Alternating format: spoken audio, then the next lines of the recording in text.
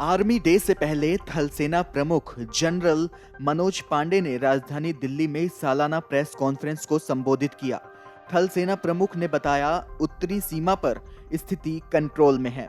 उन्होंने कहा, चीन से सैन्य और कूटनीतिक स्तर पर लगातार बातचीत हो रही है, स्थिति बिल्कुल नियंत्रण में है।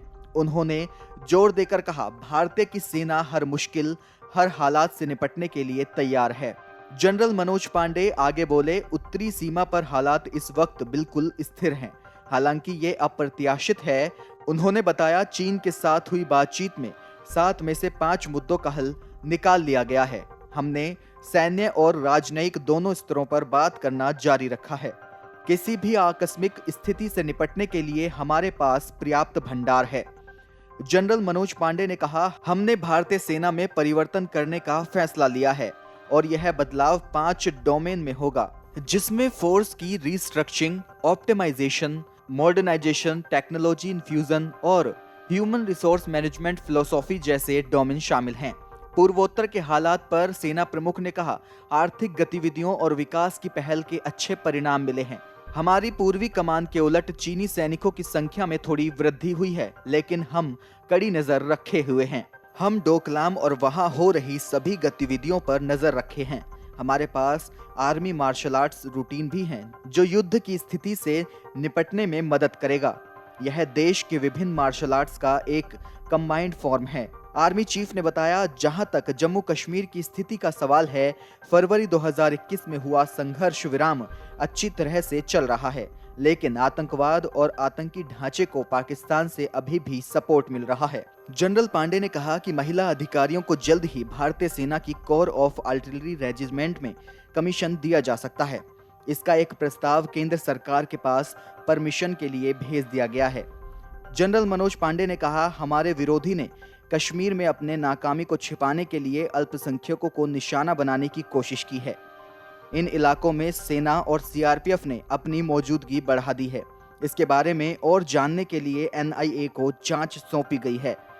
इसके साथ ही उन्होंने जोशीमठ भूधंसाव पर अपनी बात रखी। पांडे ने कहा कि सेना की 25-28 इमारतों में मामूली दरारें आ गई हैं। सैनिकों को अस्थायी रूप से शिफ्ट कर दिया गया है। अगर जरूरत पड़ी तो उन्हें ओली में स्थायी तौर पर तैनात करेंगे। जोशीमठ से माणा जाने वाली रोड पर कुछ दरारें हैं। इससे हमारे ऑपरेशन पर कुछ असर नहीं पड़ा है। बाईपास रोड का काम अस्थायी रूप से रोक दिया गया है। जहां तक स्थानीय लोगों को मदद पहुंचाने की बात है, तो हमने अपने अस्पताल, हेलीपैड आदि सिविल प्रशासन को दे दिए हैं, जिससे वे लोगों को अस्थायी तौर पर विस्थापित कर सकें। जम्मू कश्मीर में कुल 12 इन्फिल्ट्रेशन अटेम्प्ट्स हुए थे, जिसमें से कि 18 घुसपैठियों को सेना ने मार गिराया था। अभी कुछ दिन पहले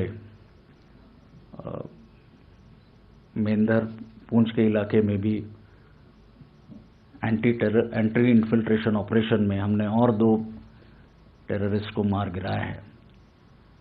तो हमारा anti infiltration grid, counter infiltration grid उसी तरह से सक्रिय रहेगा और इस तरह से जो प्रेशर है उसमें मैं आप लोगों को और आपके माध्यम से सबको विश्वास दिलाऊंगा कि उसमें कोई कमी नहीं आएगी और निरंतर हमारे ऑपरेशंस जवान पूरे मुस्तैदी के साथ एंटी इन्फिल्ट्रेशन ऑब्स्टिकल सिस्टम या फेंस पर और हिंटरलैंड में दोनों हम जारी रखेंगे। Video desk amarujala.com।